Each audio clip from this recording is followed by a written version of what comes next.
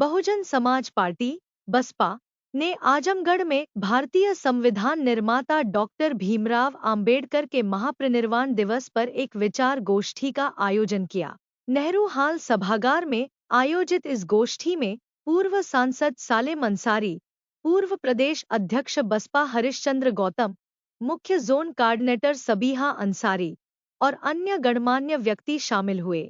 गोष्ठी की अध्यक्षता पूर्व सांसद डॉक्टर बलिराम ने की, जबकि संचालन विनोद चौहान ने किया। मुख्य अतिथि सालेम अंसारी ने कहा कि डॉक्टर अंबेडकर ने दबे कुचले समाज को मुख्यधारा में लाने के लिए अपना जीवन समर्पित कर दिया।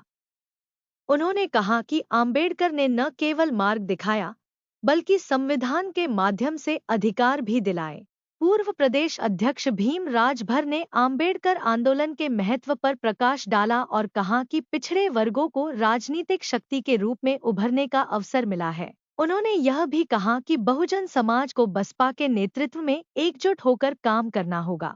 सबीहा अंसारी ने अल्पसंख्यक समाज से बसपा से जुड़ने की अपील की। हरिश्चंद्र गौतम ने आरोप लगाया कि वर्तमान सरकार बसपा को कमजोर करने की कोशिश कर रही है और अन्य दल झूठी अफवाहें फैला रहे हैं। उन्होंने कहा कि बसपा गरीबों और वंचितों के लिए लड़ रही है। डॉक्टर बलिराम ने कहा कि आजादी के बाद से सत्ताधारी वर्ग दबे कुचले वर्गों को कमजोर रखने की कोशिश में लगे रहे हैं, लेकिन बसपा ने उन्हें जागरूक किया है। उन्होंने कहा कि बाबा साहेब के आदर्शों पर चलकर ही समाज का उत्थान हो सकता है। इस विचार गोष्ठी में बसपा के कई अन्य नेता और कार्यकर्ता मौजूद रहे। अभिवादन स्वीकार कीजिए शमीम जराजपुरी का। आप देख रहे हैं खबरों नजर चैनल। मैं इस वक्त मौजूद हूँ आजमगढ़ के नेहरू हाल में, जहाँ पर संविधान निर्माता डॉक्टर बी.आर. अम्बेडकर जी का परिनिर्वाण दिवस था। बहुजन समाज पार्टी की तरफ से बहुत ही धूमधाम से मनाया गया। पूर्व एमपी और बहुजन समाज पार्टी के वरिष्ठ नेता डॉक्टर बलिराम जी हमसे बातचीत करने के लिए मौजूद हैं। आज क्या चर्चाएं हुई यहाँ पर और क्या कहा गया? आज बाबा साहब डॉक्टर अंबेडकर के इस परिनिर्वाण दिवस के मौके पर आज हम लोगों ने एक विचार गोष्ठी रखा था कि सारे लोग इस पे अपना विचार देंगे और इसको जनसभा के रूप में नहीं मनाना है, रैली के रूप में नहीं मनाना है, बल्कि उनके दर्शन के ऊपर, उनके विचारधारा के ऊपर हम लोगों को वो उसकी समीक्षा नहीं करना, उस पर डिस्कशन करना है। तो उसी लिए ये बुलाया गया था और उसी पर हम लोगों ने बातचीत किया है। आपने कहा कि संविधान खतरे में नहीं है, लोकतंत्र खतरे में है। हाँ, इसको लेकर क्या? सचमुच में इस देश में लोकतंत्र खतरे में है, क्योंकि जो लोकतंत्र है, हमारा जो भारतीय संविधान है, भारतीय संविधान में ये कहा गया है कि जो 18 वर्ष या 18 वर्ष के ऊपर के हों, चाहे वो महिला हो चाहे वो पुरुष हो, सारे लोगों को वोट देने का अधिकार है। लेकिन जब मतदाता सूची बनती है तो हमारे चाहे वो तहसीलदार हो, एसडीएम हो, बीडीओ हो, डीएम हो, ये सारे लोग यही कहते हैं कि महिलाओं की संख्या कम है, इसलिए पुरुषों के वोट को काट दिया जाए। तो जब हमें वोट देने का अधिकार ही नहीं है तो हमारा लोकतंत्र कैसे ये सुरक्षित है? तो इसलिए हम कह रहे हैं कि सबसे पहले हमारा लोकतंत्र खतरे में है। क्या ये सरकार वोटों की नहीं है, वोटों से नहीं बनी है? आपका मानना? यह सरकार वोटों से नहीं बनी है, बल्कि नोटों से बनी है।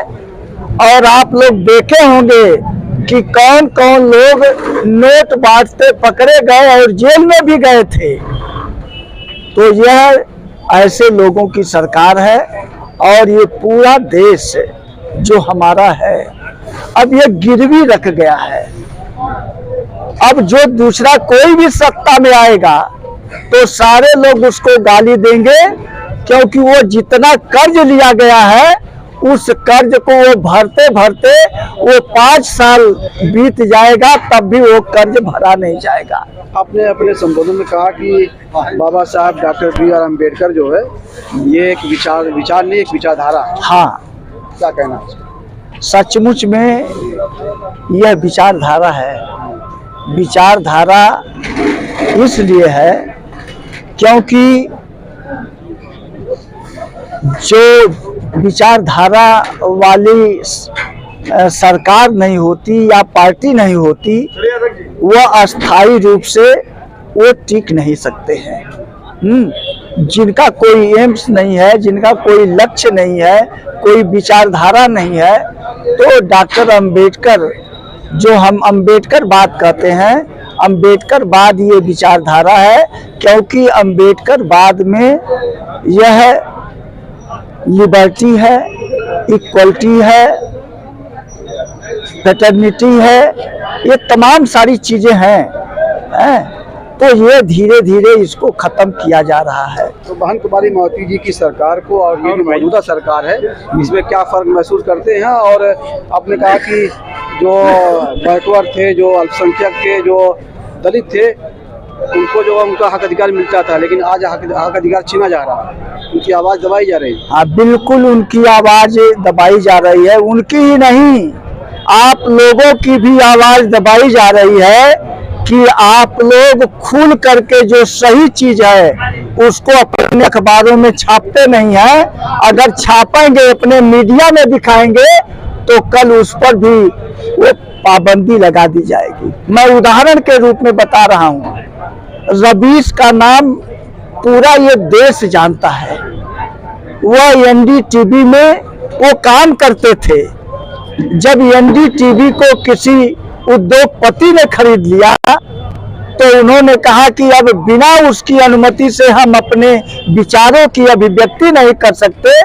उसी समय उन्होंने टीवी से उन्होंने रिजाइन दे दिया और अब स्वतंत्र रूप से वो सोशल मीडिया पे काम कर रहे हैं, ट्वीट द्वारा काम कर रहे हैं। आपने इंदिरा गांधी का जिक्र किया, तस्करा किया कि सबसे ज्यादा संविधान में अगर छेड़छाड़ हुआ तो इंदिरा गांधी ने किया, कांग्रेस की सरकार बोली। हाँ, तो आज की सरकार, आपने कहा कि उसी रास्ते पर चल रही है। उसी रास्ते पर चल रही है। आप लोगों ने देखा कि इस चुनाव से पहले जो मोदी जी ने स्पेशल सत्र बुलाया था, उस स्पेशल सत्र में 3 बिल ऐसे पास करा लिए जिस पर न कोई बहस हुई, न कोई वोटिंग हुई, और 150 से ज्यादा सांसद वो निलंबित कर दिए गए।